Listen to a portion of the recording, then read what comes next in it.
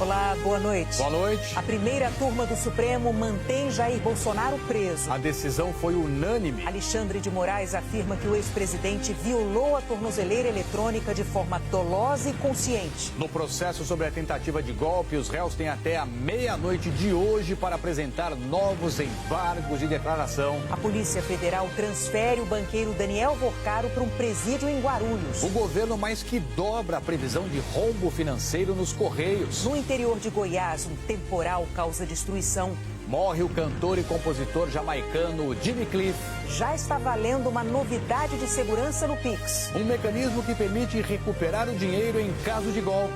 E a maior favela de São Paulo ensaia um momento histórico. Heliópolis vai ganhar uma sala de concertos, a primeira do país dentro de uma comunidade. O Jornal Nacional está começando.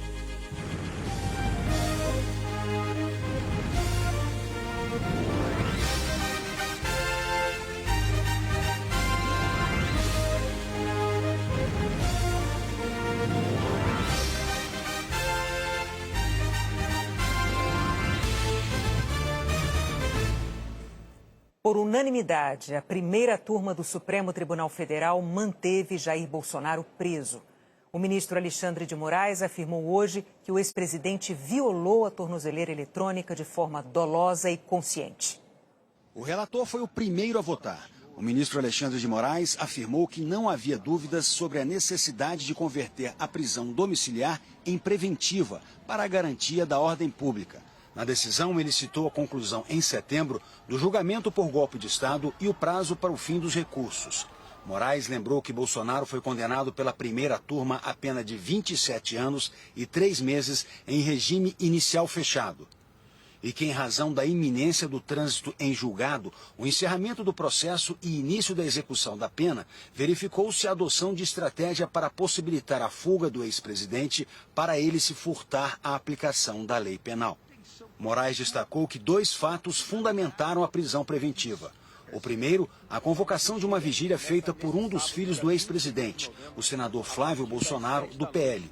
Segundo o ministro, tal fato tem o condão de gerar um grave dano à ordem pública e que, considerando as técnicas empregadas por integrantes da organização criminosa, o tumulto nos arredores da residência do condenado poderá criar um ambiente propício para sua fuga.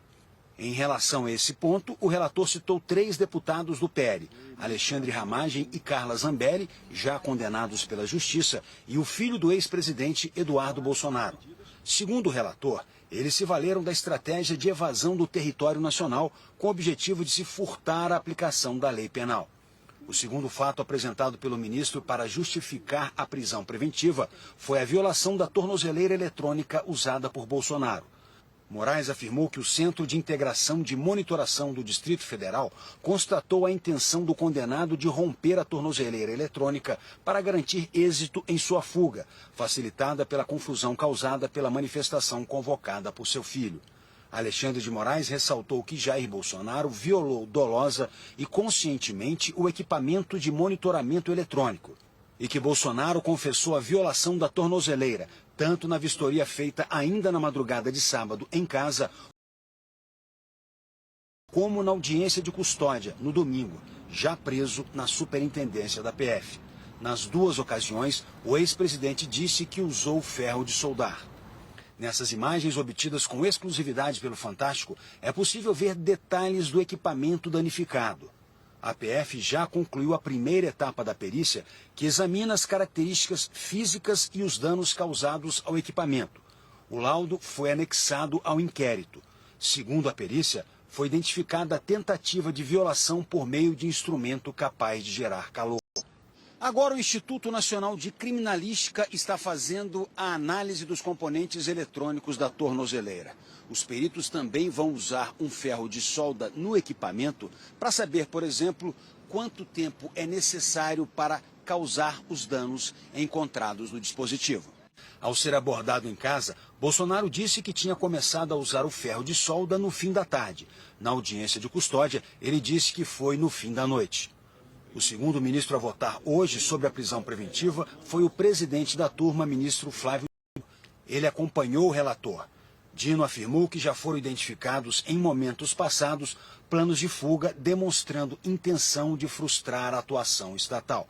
Segundo o ministro, o próprio condenado, de maneira reiterada e pública, manifestou que jamais se submeteria à prisão, o que revela postura de afronta deliberada à autoridade do Poder Judiciário. Os ministros Cristiano Zanin e Carmen Lúcia também seguiram o voto do relator pela manutenção da prisão preventiva. Hoje ainda vence às 11h59 da noite o para novos embargos de declaração da defesa de Bolsonaro e de outros 6 condenados no núcleo crucial da trama golpista. São pedidos de esclarecimentos sobre pontos dos votos dos ministros que os advogados consideraram obscuros, contraditórios ou omissos. Caso o relator, ministro Alexandre de Moraes, decida que esse novo recurso tem intenção de adiar o cumprimento da pena, ele pode determinar o trânsito em julgado quando não há mais possibilidade de recursos e, com isso, mandar executar a pena de prisão. As defesas podem ainda entrar com os embargos infringentes para contestar a condenação pela Corte. Mas o entendimento do STF tem sido o de que esse tipo de recurso só cabe quando há pelo menos 2 votos na turma pela absolvição, o que não foi o caso do julgamento de Jair Bolsonaro e dos demais réus. Agora à noite, a defesa de Paulo Sérgio Nogueira apresentou ao Supremo um novo embargo de declaração. Ele pediu a absolvição do ex-ministro da Defesa, alegando que o cliente atuou para demover ou evitar as consequências da tentativa dos crimes. O advogado pediu também, se a condenação for mantida, que haja uma redução da pena de prisão. A Polícia Federal transferiu o banqueiro Daniel Vorcaro para um presídio em Guarulhos, São Paulo. E o jornal O Globo revelou hoje novos detalhes da investigação de fraude no Banco Master. A investigação, que começou em 2024, levantou as operações irregulares, como publicou hoje o jornal O Globo. Master e BRB fizeram um negócio de 303 milhões de reais com a empresa de atendente de lanchonete investigada por golpe.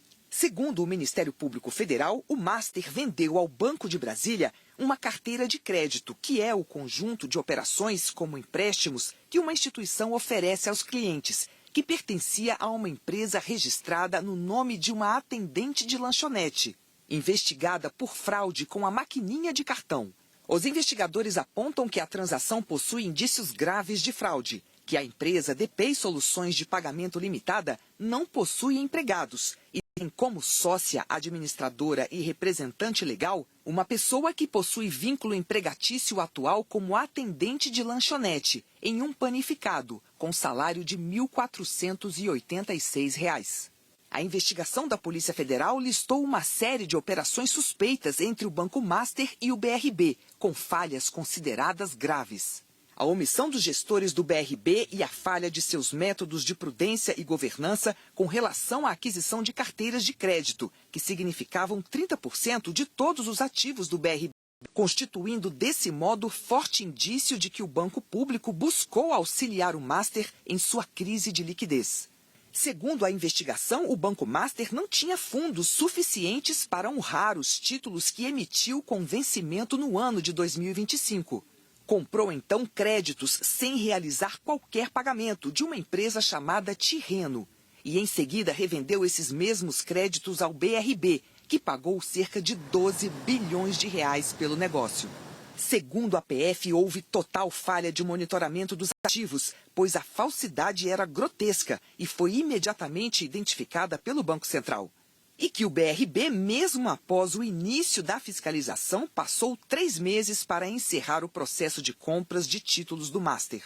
O dono do Banco Master, Daniel Vorcaro, preso na semana passada durante a operação da Polícia Federal, foi transferido hoje de uma cela da PF em São Paulo para o Centro de Detenção Provisória 2 de Guarulhos. Além do banqueiro, 2 executivos, Luiz Antônio Bull e Alberto Félix de Oliveira Neto, também foram transferidos. Hoje, em São Paulo, o presidente do Banco Central, Gabriel Galípolo, defendeu a evolução constante nos processos de controle do sistema financeiro. Bancos são instituições falíveis. O importante é a gente sempre aprender e conseguir inovar para que você não caia na repetição de problemas que aconteceram no passado. É muito importante que o Banco Central tenha recursos para fazer investimento. Hoje, por exemplo, a inteligência artificial oferece uma série de ganhos para o setor de supervisão, para que você não tenha que trabalhar mais com amostragem, para que você possa ter automação e fazer uma série de investimentos nessa área, só para citar um exemplo. E é muito importante que o Banco Central consiga ter esse avanço. A defesa de Daniel Vorcaro pediu ao Superior Tribunal de Justiça que o empresário fique em liberdade. O advogado de Luiz Antônio Bull pediu hoje à Polícia Federal que marque o depoimento do cliente. Segundo ele, dessa forma, Luiz Antônio Bull vai poder esclarecer todas as acusações. Nós não conseguimos contato com a defesa de Alberto Félix de Oliveira Neto. O Central vem adotando regras para aumentar a segurança financeira. E hoje entrou em vigor uma novidade importante do Pix. É um mecanismo que permite recuperar o dinheiro se você for vítima de um golpe. O Pix é o meio mais usado para fazer um pagamento, transferir dinheiro. É rápido, você não precisa ficar esperando.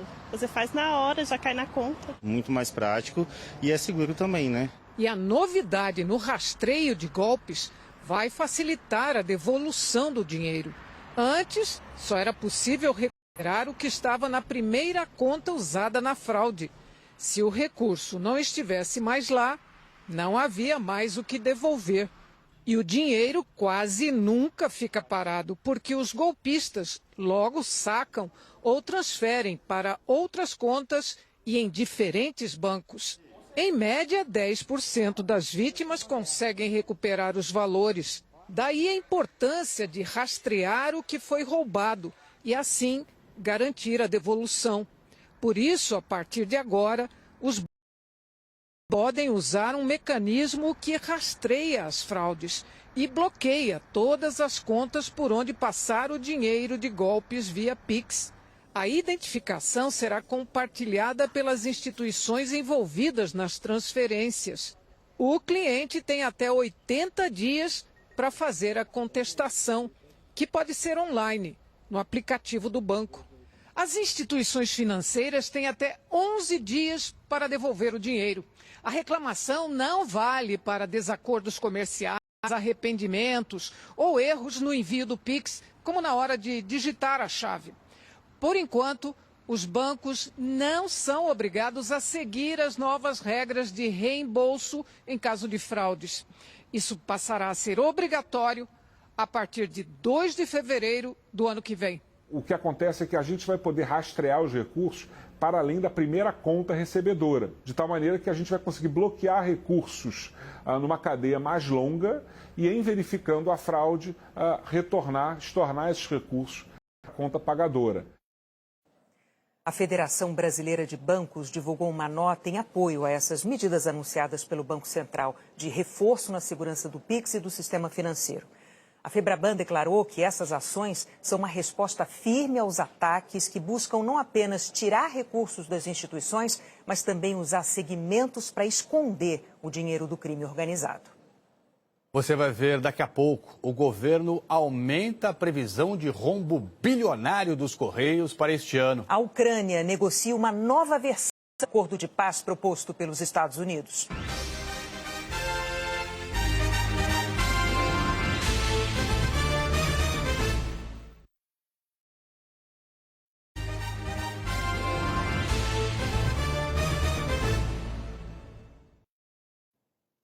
A crise financeira nos Correios é gravíssima.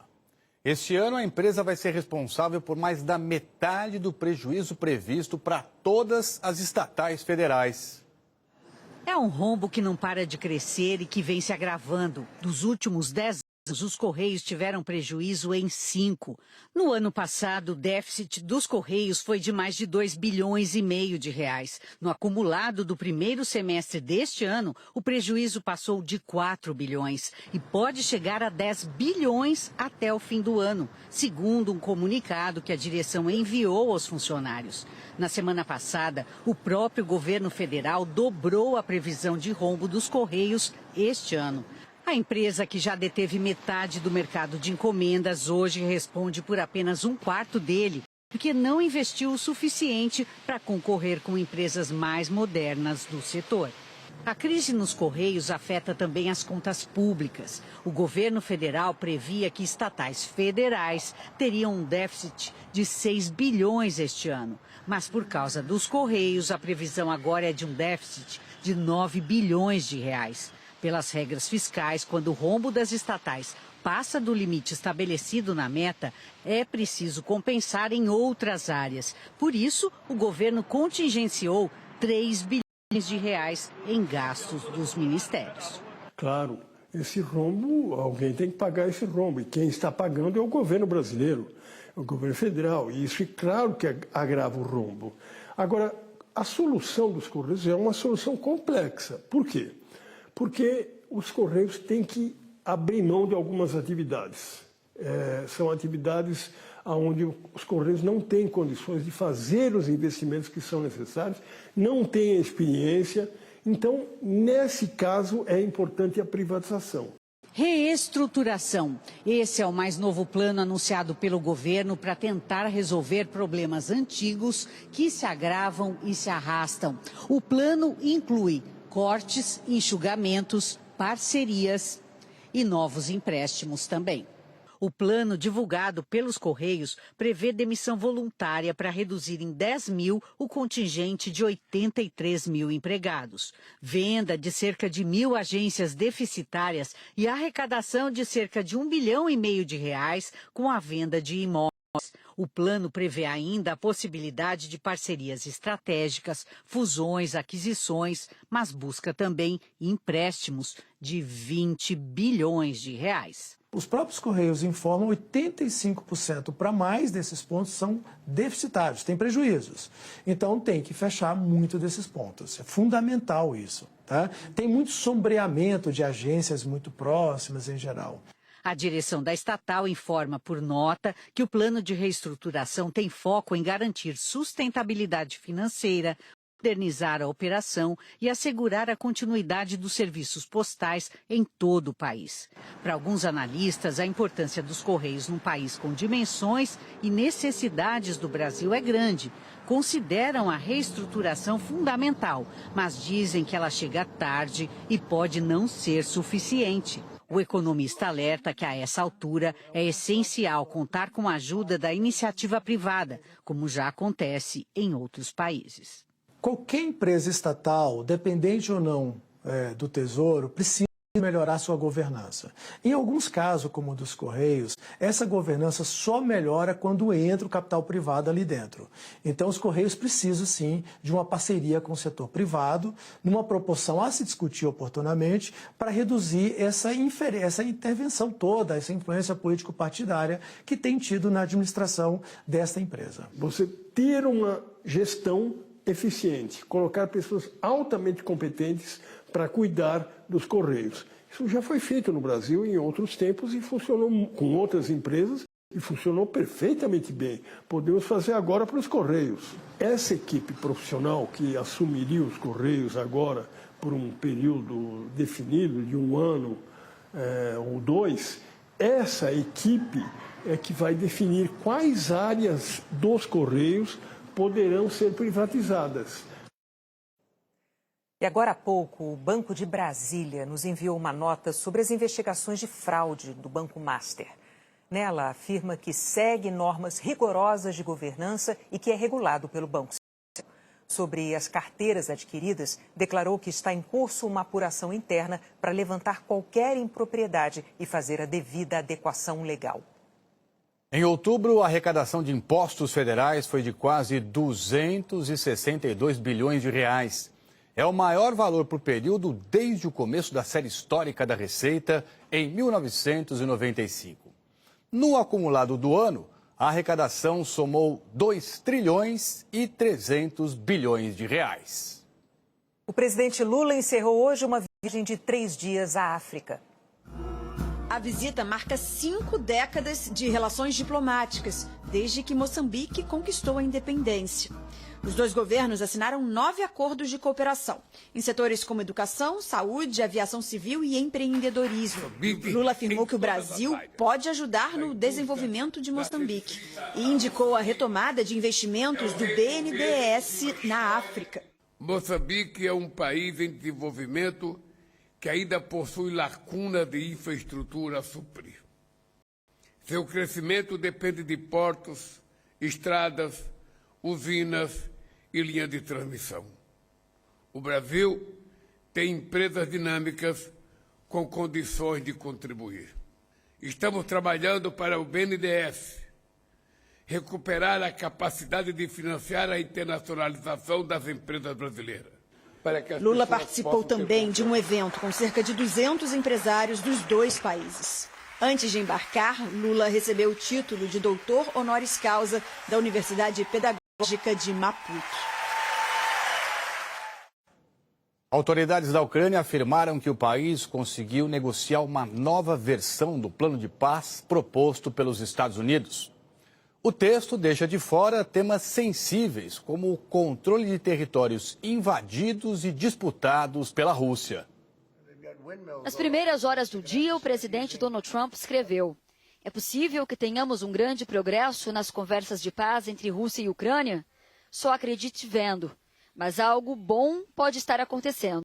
We are at a critical moment. O momento é crítico, declarou hoje de manhã Volodymyr Zelensky. O presidente ucraniano afirmou que é preciso muito mais para alcançar uma paz verdadeira, que as fronteiras de um país não podem ser mudadas à força. Cannot be changed by force.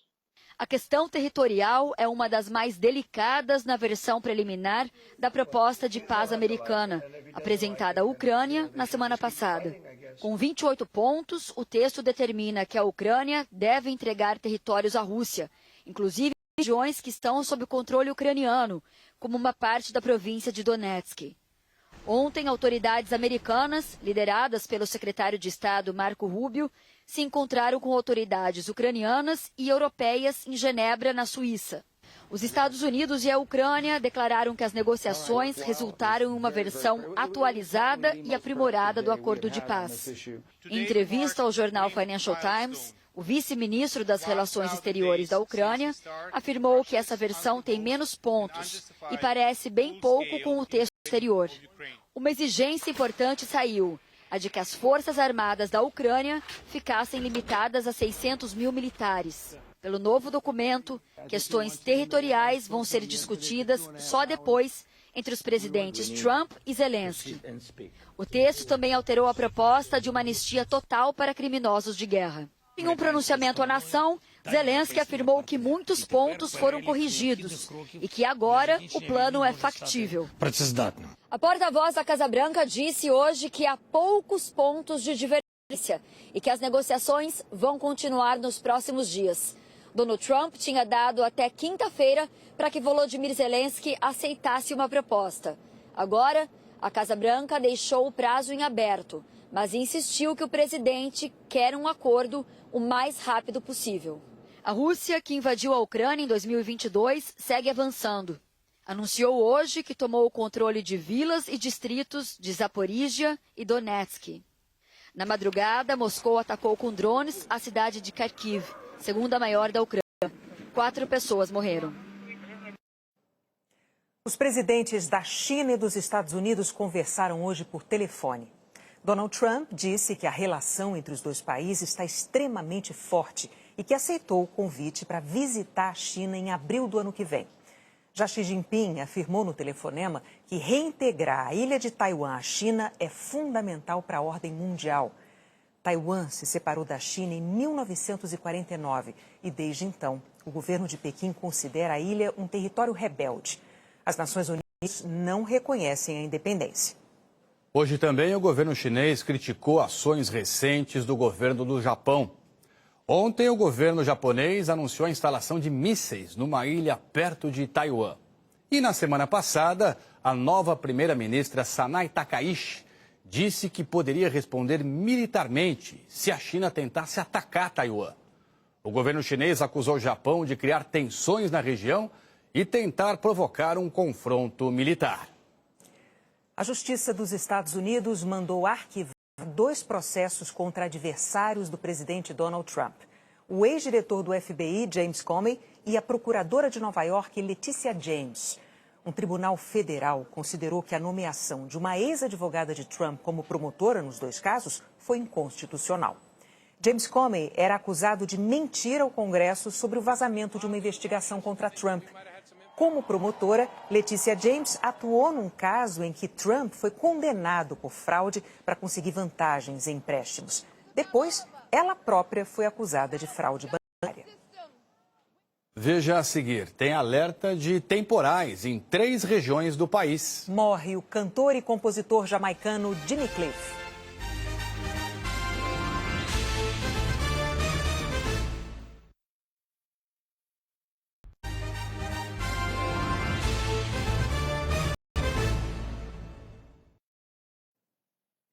Morreu aos 81 anos o cantor e compositor jamaicano Jimmy Cliff, um dos maiores nomes do reggae.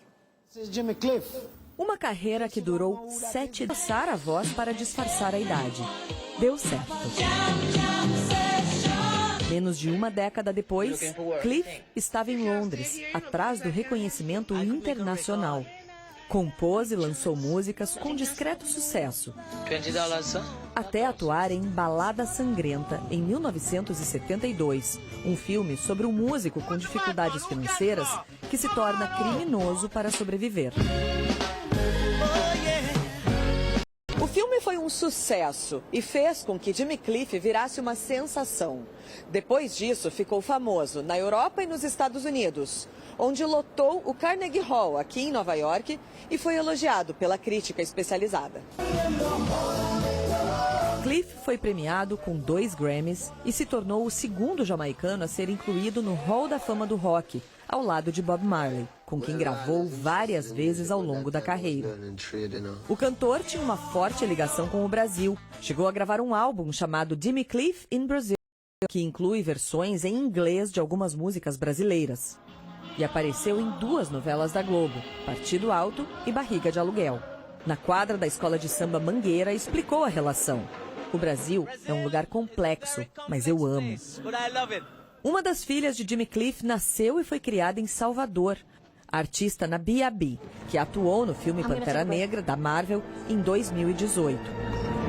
Jimmy tocou com o grupo baiano Olodum, que hoje prestou uma homenagem ao cantor. Disse que a arte dele continuará inspirando gerações. O cantor também fez uma turnê pelo Brasil com Gilberto Gil. Nas redes sociais, Gil escreveu: Jimmy Cliff influenciou e seguirá influenciando minha música. Obrigado por tudo. O jornalista especializado em cultura, Arthur Dapiev, destacou o legado de Jimmy Cliff para a música. Pra ter uma ideia, o Bob Marley surge na cena mundial depois do Jimmy Cliff, gravando inclusive pela gravadora que já tinha contratado Jimmy Cliff anteriormente. E aí ele circulou pelo mundo como essa figura, uma das figuras-chave da história do reggae, que é uma música local que acabou ganhando uma dimensão global graças a talentos como ele, como Bob Marley, como Peter Tosh, que durante muito tempo foram as 3 caras mais conhecidas do reggae. A morte do cantor, aos 81 anos, por causa de uma pneumonia, foi anunciada hoje pela mulher dele. Latifa agradeceu. A todos os fãs ao redor do mundo, saibam que o apoio de vocês foi a força do Jimmy Cliff durante toda a carreira dele.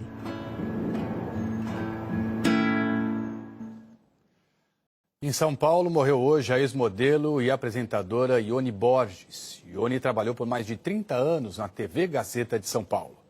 Ao lado de Claudete Troiano, comandou o programa Mulheres, um dos primeiros no segmento de variedades. Apresentou também o Pra Você e Manhã Gazeta.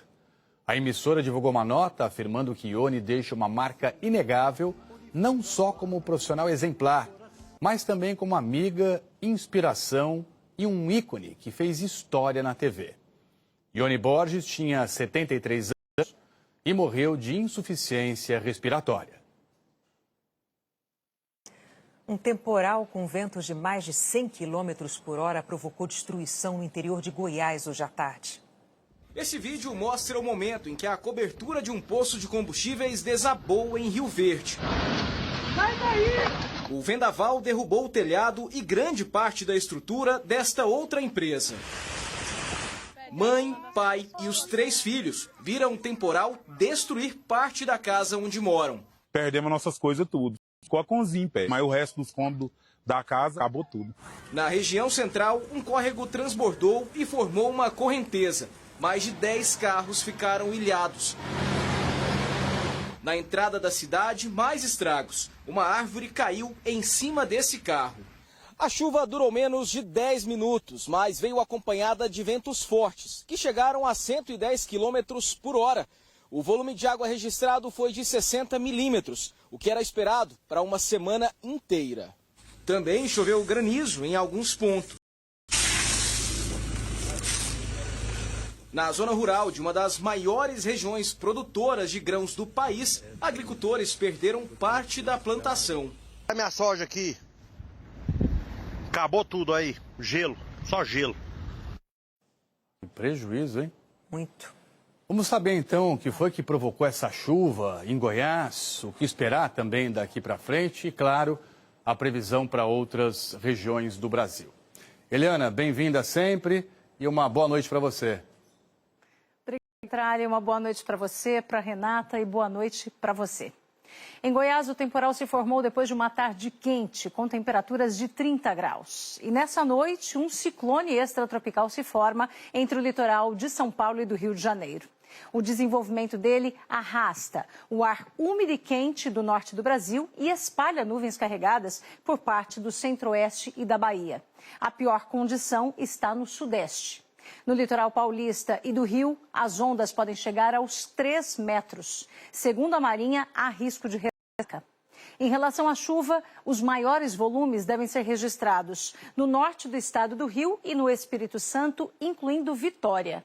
Fortes pancadas também estão previstas nesta faixa extensa, com ventos e raios, inclusive em Palmas, Porto Velho e Manaus. Granizo, principalmente no Espírito Santo e em Minas. E ontem o granizo também surpreendeu. No interior de São Paulo, na região de Botucatu, rodovias ficaram cobertas pelas pedras de gelo. No Rio Grande do Sul, a cidade de foi a mais afetada. No Paraná, em Laranjeiras do Sul, o gelo estragou plantações. E hoje, em Ponta Grossa, ruas e calçadas ficaram completamente brancas. Parecia neve. Amanhã, nessas cidades, o tempo fica bem mais firme. Nas outras áreas, em verde claro, pancadas de chuva mais rápidas. O sol predomina na cor amarela do mapa. E em Santa Catarina, onde 32 cidades tiveram estragos por causa da chuva desde sábado, as instabilidades perdem força. Tem previsão de nevoeiro também nas serras catarinense e gaúcha, com mínimas abaixo dos 5 graus.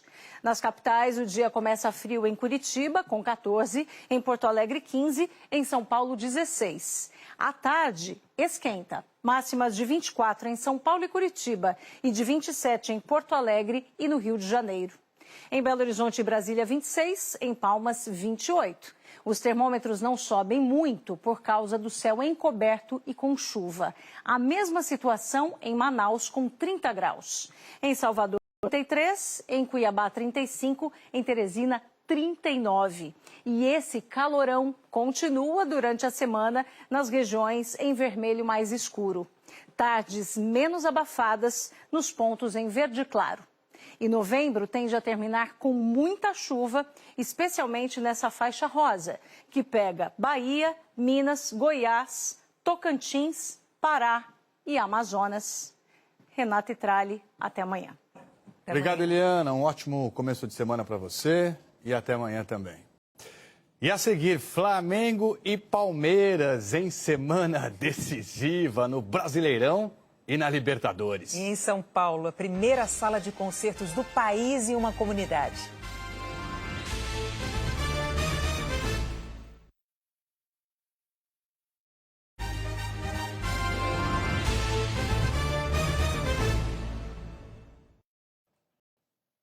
A Orquestra Sinfônica de Heliópolis vai inaugurar amanhã em São Paulo a primeira sala para concertos musicais em uma favela brasileira. O Alan Severiano mostra em primeira mão aqui para você como ficou o Teatro Bacarelli, um espaço criado com padrões internacionais para diversos tipos de espetáculos. Para contar essa história de sons, vamos fazer conta. 800 toneladas de cimento, 350 operários, mais de 3.000 horas de trabalho. É igual à primeira sala para concertos e espetáculos numa favela brasileira. Para quem vive o dia a dia em Heliópolis, os números nunca foram muito favoráveis. O esforço é grande para conseguir fechar as contas no fim do mês. Agora os moradores da favela mais extensa de São Paulo têm outra conta para fazer. Em que dias vai ter lugar na plateia dos espetáculos já programados para o Teatro Bacarelli? Daqui dessas poltronas coloridas como as casas da favela, as famílias dos jovens que participam de projetos sociais vão poder aplaudir os músicos com todo conforto e bem pertinho de casa. O teatro tem 530 lugares. O som perfeito vem de 11 rebatedores de 300 quilos pendurados no teto. E desses pontinhos nas paredes, caixas de madeira para a música fluir até a plateia. A gente está começando os primeiros acordes da sala e está soando de maneira espetacular, como esperado. É a realização de um sonho que JN mostrou em primeira mão, o começo das obras no ano passado. A orquestra que ganhou os palcos do mundo agora quer um palco só dela, bem aqui onde tudo começou. Segundo o Instituto Bacarelli, a construção e os equipamentos custaram 48 milhões de reais, financiados com recursos públicos e privados. O teatro inaugura uma nova relação dos moradores com a arte. Eu quero trazer experiências de alta cultura, de alta performance, para que a comunidade perceba, possa usufruir e ampliar o seu repertório cultural. Uma sala que vai receber todas as linguagens artísticas, tanto da música clássica, como vai ter aqui o funk, o rap, a dança, o trap, o teatro. No ano passado, Matheus e Viviane tocaram com parte da orquestra no canteiro de obras. Estou meio nervoso, ansioso, só esperando chegar o dia para a gente poder tocar na nossa casa. A entrega atrasou quase um ano, mas o dia chegou. Poder ver ele pronto, 100%, é uma coisa extraordinária. Ela lembra muito os internacionais de música que você vê na Alemanha, Suíça, e agora uma sala dessa no meio da favela. O ensaio dessa vez é diante das famílias.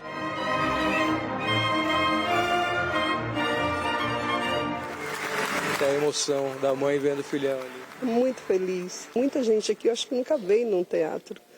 Eu sou uma delas, né? Eles me fizeram estar aqui hoje e eu espero dar orgulho para eles. Orgulho que ecoa nessa nova referência na favela. É como um acerto de contas com o futuro. De 0 a 10, qual é o tamanho da tua alegria? Acho que 1000. 1000 de verdade. É algo grande pra gente, é algo muito legal que vai só fazer crescer cada membro que está aqui e os de fora também.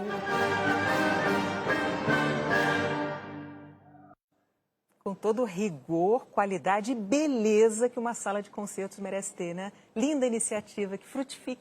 E a reportagem emocionante, aquela mãe ali vendo o filho tocar, coisa mais linda. Prazer para as famílias. E olha só, faltam só 3 rodadas para o fim do Brasileirão. O líder Flamengo e o vice-líder Palmeiras têm jogos amanhã. E já no dia seguinte, viajam para a grande final da Conmebol Libertadores em Lima. Serão poucos dias de muitas viagens e de fortes emoções. No sábado, o líder Flamengo abriu 4 pontos de vantagem porque venceu o Bragantino por 3-0 no Maracanã e o Palmeiras empatou sem gols em casa com o Fluminense. Já são 4 jogos sem vitória do time paulista. Temos um jogo a meio de semana, vamos prepará-lo da forma que acharmos que é melhor, mas acho que o campeonato está entregue. A gente está muito focado no que é o presente, no que é o nosso objetivo, que é ganhar o próximo jogo. Ontem o Cruzeiro venceu o Corinthians e ainda tem chances matemáticas de ser campeão. Se vencer o Atlético Mineiro em Belo Horizonte e o Palmeiras perder para o Grêmio em Porto Alegre, o Flamengo conquista o título do Campeonato Brasileiro com 2 rodadas de antecedência. E sendo campeão antecipado ou não, o time volta ao Rio de Janeiro para se despedir da torcida antes da final da Libertadores. Na quarta-feira, a festa no embarque para a decisão da Libertadores tem nome: Aeroflá, quando a torcida abraça os jogadores antes de uma viagem importante. A torcida do Palmeiras se despediu do time ontem, na porta do centro de treinamento do clube. A proximidade com a final da Libertadores, no sábado, vai influenciar nas escalações de Flamengo e Palmeiras para os jogos de amanhã. 11 jogadores do Palmeiras viajaram para Porto Alegre. Vão ficar treinando em São Paulo e voam direto para Lima. Sabemos que o brasileiro ficou um pouco distante e agora é focar, trabalhar. Temos um jogo muito importante que é a final da Libertadores, um sonho pra gente. Já vivi momentos especiais e grandes aqui dentro do clube, mas essa semana é uma semana diferente. Semana de grandes emoções, diríamos. Na ansiedade, a Globo vai transmitir os 2 jogos que podem decidir o Brasileirão. Na tela, você vê aí o horário. Amanhã, logo depois de 3 Graças, às 9h30 da noite, hora de Brasília. O Flamengo visita o Atlético Mineiro e o Palmeiras enfrenta o Grêmio, em Porto Alegre. E o Jornal Nacional começa mais cedo amanhã, às 8 da noite, hora de Brasília. Logo mais, tem o Jornal da Globo, depois de Tela Quente. Boa noite para você. Boa noite e até amanhã.